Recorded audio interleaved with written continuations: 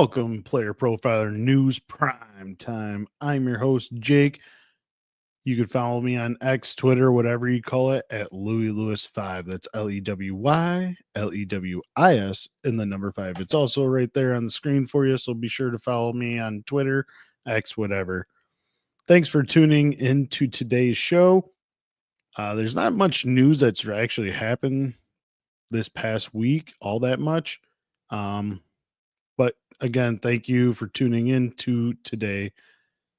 And be sure to check us out throughout the whole week as we have you covered for all your fantasy news and notes. But on today's episode, I will be covering news that's happened in the last couple days. And I'll be finishing my top 12 for positional value or position players. Today is top 12 tight ends for the 2025 season. So with that, let's get fantasy.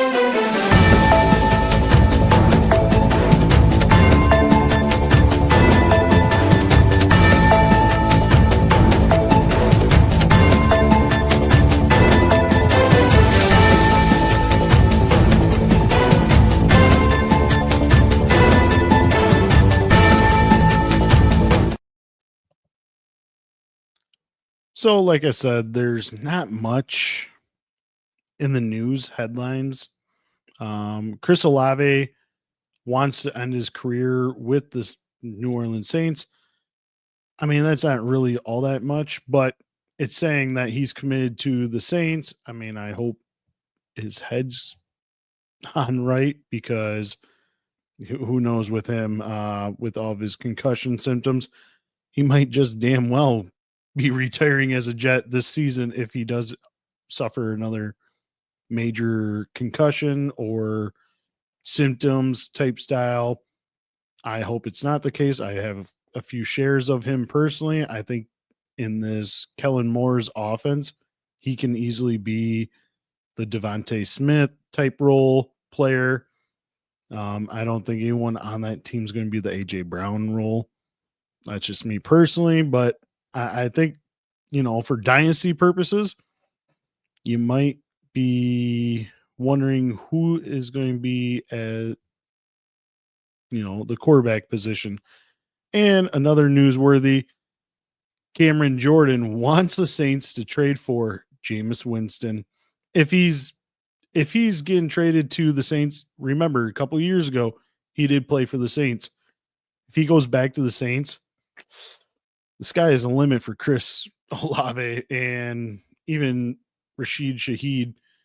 Those guys are going to be getting the ball a lot and often. We've seen, in Winston's career, 30 for 30 interceptions, 30 touchdowns when he played for Tampa Bay, same division. Possibly he goes back and helps Olave's career being trending upwards. Never know. That'd be a pretty sweet, but that's just some things to watch out for. And really the basic news is J.K. Dobbins. I didn't report this last week. Signed a 1-year deal with the Denver Broncos. I feel like that's going to take some touches away from RJ Harvey, but if you're saying that he's taken all of RJ Harvey's targets or touches, you were never in love with RJ Harvey in the first place. You're already finding a reason why you didn't like him. RJ Harvey got drafted 60th overall. J.K. Dobbins was on free agents the whole season, so he could have been signed before the draft, but ultimately they waited until after the draft, and what they got, RJ Harvey, and now J.K. Dobbins. It's just going to take the McLaughlin role. Audric Esme, I think, is now out of the question. I know Sean Payton loves to have a 2 running back committee, but ultimately I just think it's going to be Dobbins probably in 40% of the time and RJ Harvey 60% of the time. I think Harvey, with his uninjured self like J.K. Dobbins, he's injured ridden for his whole career. But that's just me personally. I think that RJ Harvey is still going to be really good. I think he's got top 15 potential easily. I mean, he was in my top 12. If you didn't know, look back at a couple episodes and you'll find out what I have him ranked. But that's all the news really around. Oh, I guess Aaron Rodgers is all in, whatever that means with the Steelers. I don't know what that means. I don't know. He is also married, so he did get another ring besides the only lone Super Bowl he's ever appeared in. But apparently, he's married now. Congratulations, Rodgers. You got yourself another ring after 20 years of playing. Anyways, that is the news. Let's hear a word from the Podfather about FFPC. Hey, why do we partner with the FFPC? Because they have the widest variety of fantasy football formats, and it's the easiest place to find all types of fantasy football contests in the world. What if you want to play for high stakes? Well, they have a $6 million prize pool with their Fantasy Players Championship. They also have way too early best ball leagues that start in February and Dynasty leagues. They have the closest thing to a liquid market for orphans that there is in all of Dynasty. And the FFPC has sponsored us for half a decade because we are actually delivering information that can help fantasy gamers, and they're generating so much interest and bringing in so many new users, casual users even. The FFPC creates a unique experience where you can both compete against the best and make money. Use promo code UNDERWORLD to get $25 off your first team. $25 off your first team at the FFPC with promo code UNDERWORLD. Go get it! Yes, use promo code UNDERWORLD. They never fold. They have never had any Dynasty leagues fold. You know, you get in some of these Dynasty leagues and you're like, ah, man, my team's so good. I hope it doesn't fold. Well, my FFPC does not fold. It'll look for another person to take over a team that's an orphan, and it's always going to be there. So go ahead and join it. Underworld is a promo code. Also, Fast Draft is now also available in Canada, except for Ontario. Use promo code Lewis, LEWIS. Gets you $1 for dollar match up to $50. That is promo code Lewis. Also, we just entered Pennsylvania as well. So if you're in any of these areas, or if you just want to check it out, go for it. There, if it's not available in your state yet, there's free. There's a free place to play, and you could win up to $1,000 once it becomes available in your area. Also, another way to check us out throughout the whole week, you're doing it right now. Follow us, click the little subscribe button on YouTube. Also, check out my own podcast, Fantasy Endzone, anywhere where you get your podcasts. With that, let's just get into my top 12. It's not going to be a long episode. We're going to get in and get out. I have my top 12 tight end rankings here today. Tight ends can be so close every year. For example, last year, players 1 through 4 finished 40-point difference. The fifth is an outlier. He finished at 200.4. That's Travis Kelce. And then you look from tight end 6 to tight end 14. It's separated only by 43 points. So if you take a look, especially from tight end 11 to 14, there's only a 5-point difference. 5-point difference from being a tight end 1. It's very close, very narrow once you look into it.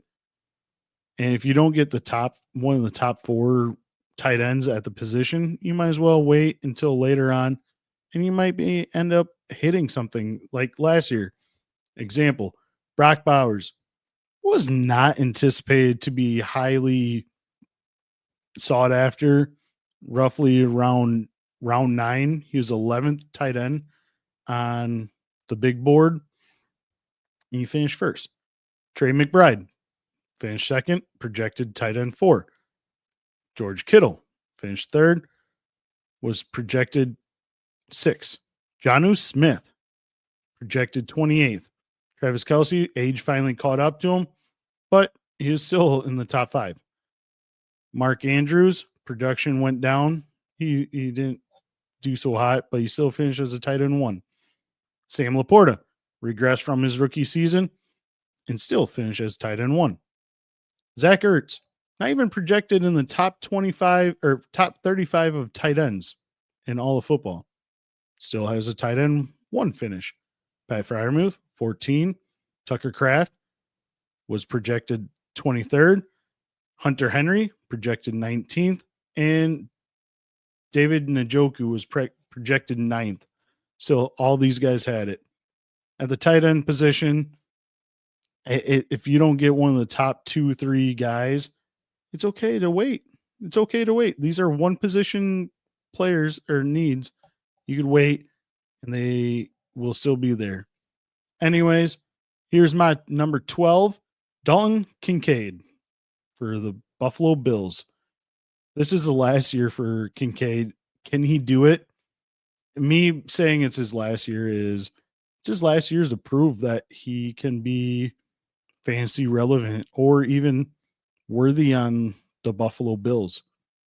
He got 75 targets last season, held a 20% target share for the Bills as well.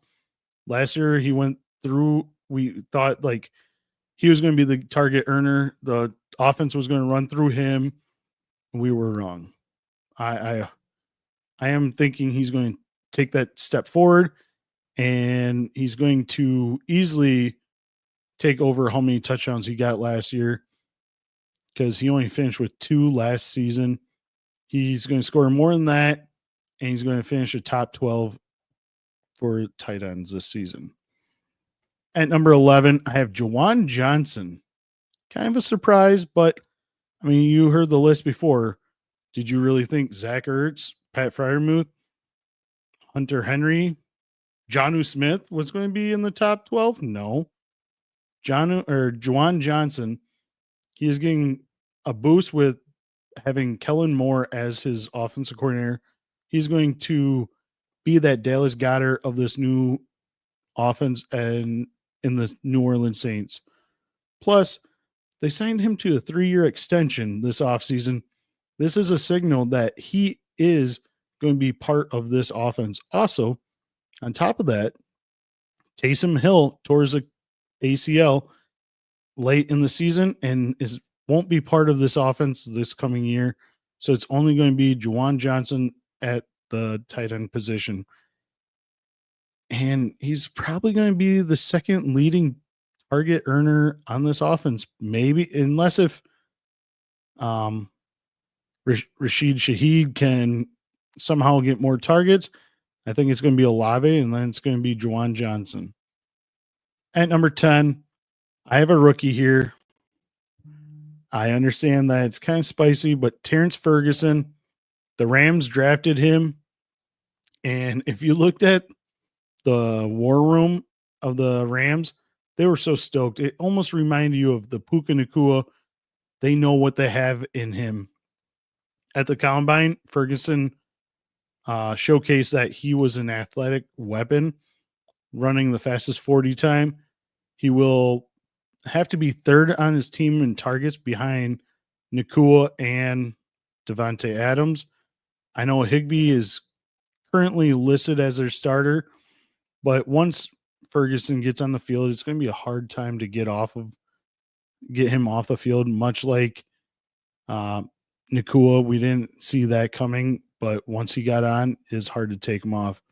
Also, this offense gets a big boost and upgrade with Devontae Adams over Cooper Kupp, which is going to take some more pressure off of Terrance Ferguson, soaking up the middle under routes and leaving him wide open.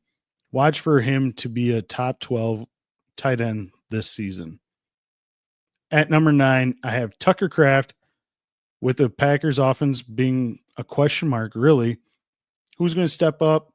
I think the offense is going to run more tight end, more 12 personnel.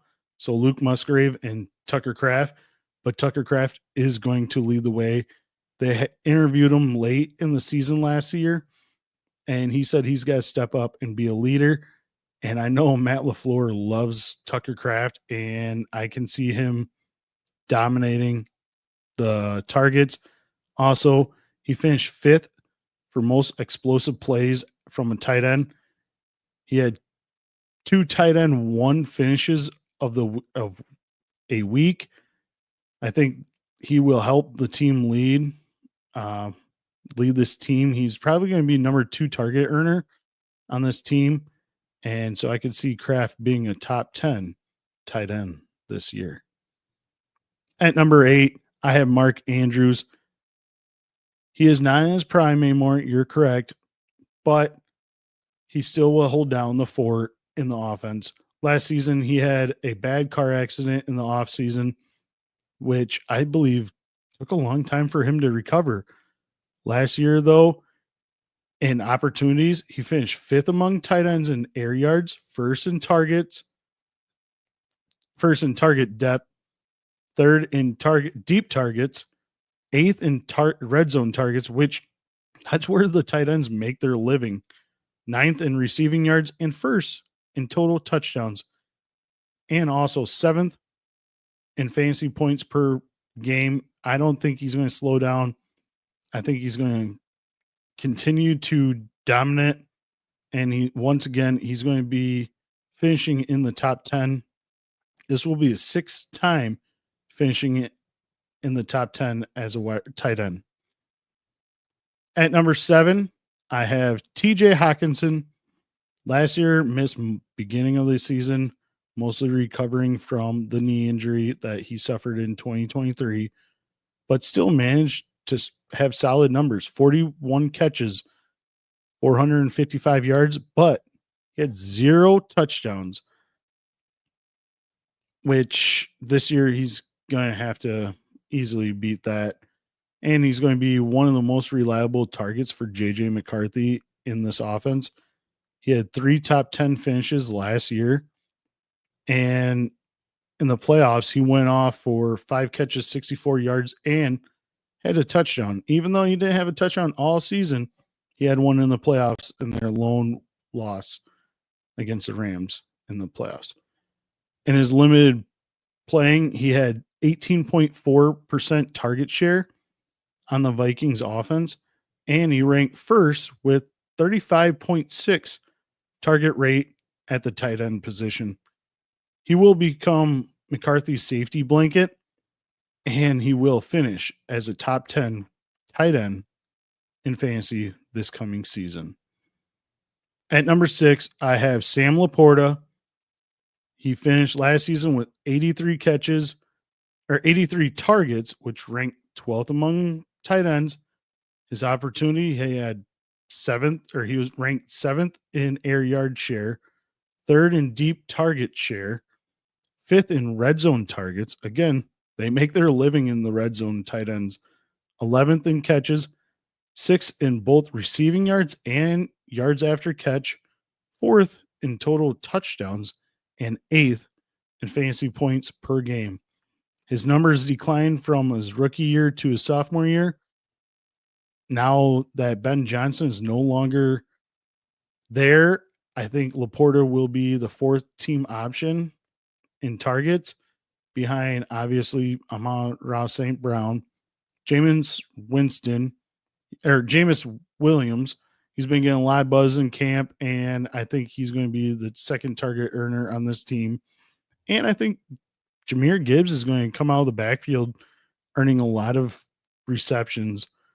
We've seen with this Johnny Morton last year that they threw a lot to the running back in Denver, so I expect the same coming to Jahmyr Gibbs.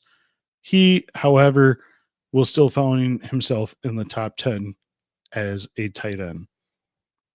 Number 5, call me crazy, but whatever. Tyler Warren. Yes, a rookie. I know Anthony Richardson is not a good quarterback or accurate quarterback for that to say, but I do believe Daniel Jones will start more games for this team than any other quarterback. Also, Tyler Warren gives you that upside that can play Wildcat. He could also, take the tush push or whatever because, they don't want to hurt Anthony Richardson if he's under center. And he played quarterback out of high school. He's a great blocker, so it's going to be hard for him to get off the field since he's going to be there. And I see him being the number 2 target earner on this team. And we have seen back-to-back years that rookies have led the fantasy league in points with Brock Bowers and Sam Laporta. I don't think Warren or any other rookies are going to do that to say, but I feel like he is going to be a top 5 tight end this year, just not number 1. So expect Tyler Warren to finish as a top 5 tight end this year. At number 4, I give you Travis Kelce. Even on a down year, his expectations, he still managed 133 targets, catching 97 passes, 823 yards, but only 3 touchdowns. Well, he's going to get a lot more receiving touchdowns this year, I feel. Anyways, he finished 3rd in most explosive plays, 4th in receiving EXP, which is explosive play ratings. Listen to these opportunities, though. He was 3rd among all tight ends in targets, 4th in target share, 7th in snap share.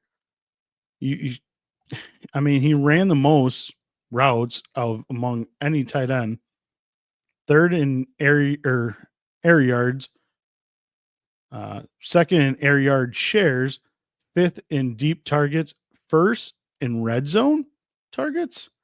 That's kind of hard, and we only had 3 touchdowns, but still 3rd in receptions, 5th among receiving yards, 7th in yards after catch, 1st in unrealized air yards, and 6th in fantasy points per game. He did finish 19th, though, in total touchdowns with just 3. But if you're saying this is a down year, damn, that's a good down year for a tight end. He still finished high, and he's been reported to lose 30 pounds this offseason, which I think is going to obviously help him and make him more productive this year. In a down year, he still finishes top 5. This year, he's going to finish in top 5 as well. At number 3, I have Brock Bowers. I know he came on strong last season and had a great season for his rookie year, but he did, we've seen Sam Laporta regress from his rookie year to his sophomore year. I think that's going to happen for Brock Bowers as well. I mean, even though he did lead the league at the tight end position with 153 targets, 2nd in target share, 1st in routes run, 1st in air yards, 1st in deep targets, 1st in receptions, 1st in receiving yards, 1st in yak yards after catch, but 3rd in fantasy points per game. But now he does go to, he's still on the Raiders, but they get a better passer in Geno Smith, but Pete Carroll loves to run the hell out of the ball, and especially offensive coordinator Chip Kelly, and they selected Ashton Jeanty, 6 overall. They're going to run the ball a lot. This could open up some plays for Brock Bowers with the play action game, but I expect a little regression. That is why he's number 3 instead of the 1 or 2. But nonetheless, he is still a top 5 tight end. At number 2, I have George Kittle for the 49ers. He finished 7th in targets, 6th in target share, 5th in snap share, 4th in air yards, 4th in air yard share, 3rd in deep targets, and 2nd in red zone targets, first in target quality rating, fifth in receptions, third in receiving, second in yak yards after catch, second in total touchdowns, and finally, he finished first in fantasy points per game with 15.8. His quarterback, Brock Purdy, just got a huge payday. He's not going anywhere. Also, George Kittle is probably going to lead this team in targets, I believe. The only one that might compete with him, I don't think it's going to be any of the receivers. It's going to be Christian McCaffrey. But ultimately, I think George Kittle is going to be the number one target earner on this team. And with that, just because of that on loan, and they have an easy schedule, he's got to finish the top 5 for tight ends. At number 1, I do have Trey McBride. I believe last season he finished number 2 overall at the tight end position due to only having 2 receiving touchdowns and 1 rushing. This year, he's having more than 3 touchdowns. But if you listen to these player metrics that I'm pulling off of Player Profiler, go ahead and check it out. Get the all-in package and use promo code Lewis to get $25 off the all-in package. He was second in targets, number 1 in target share with 29.3%, third in target rate, second in snap share, first in slot snaps, fifth in routes run, second in air yards, first in air yard share, seventh in deep targets, second in red zone targets. Again, I don't know how he only had 2 receiving touchdowns when he's second in the red zone, second in receptions, second in receiving yards, third in yak yards, eighth in realized air yards, and 13th in total touchdowns. Unlike some of these other tight ends, there's not that much that's changed for Trey McBride this offseason. He still has the same quarterback in Kyler Murray, and the only one that he's going to be competing with for targets in this Cardinals offense is going to be Marvin Harrison Jr. But even then, they didn't address any other positions on this offense of side of ball, and the team is probably still going to be in shootouts, meaning a whole bunch of pass volume going to their best player in Trey McBride. So expect him to be your tight end 1 for the 2025 season. Chat, let me know how I did. Let me know who I messed up on, who I left out. I know a lot of people have Jonnu Smith in there, but I just think he's going to get traded before the end of the season, or before the season actually starts, to probably reunite with Arthur Smith. That's why I don't have him or Pat Freiermuth up in my rankings, because they're probably going to be taking on from one another. I don't know. Let me know. I just want to hear your thoughts. But that is a wrap of today's episode of Player Profiler News PrimeTime. If you enjoyed the show, be sure to follow, like, subscribe, click the bell notification, share, retweet, let a friend know. Have us, check us out on Player Profiler. Check out the site. Use promo code Lewis for all-in package to get $25 off. Also, follow me on Twitter at LewisLewis5. That's LEWY, LEWIS, and the number 5. Also, check out my podcast as well, Fantasy Endzone. I have a new show every Tuesday during the off season, and during the season, I have Tuesdays and Fridays. Fridays being your start sit of the week, and we come up with a player prop bets. It's not financial advice, but check it out. Until next week, I'll see you fantasy gamers next week. Till then, peace out. From the Podfather to you, I deeply appreciate you tuning in. And many ask, what can I do? What can I do to help support the hosts, the research they do, the production costs? Go to PlayerProfiler.com, Dynasty Deluxe, World Famous Draft Kit, Rankings, DFS Dominator, and of course, data analysis. Subscribe to any one of those, and you support all of us and take Player Profiler to the moon.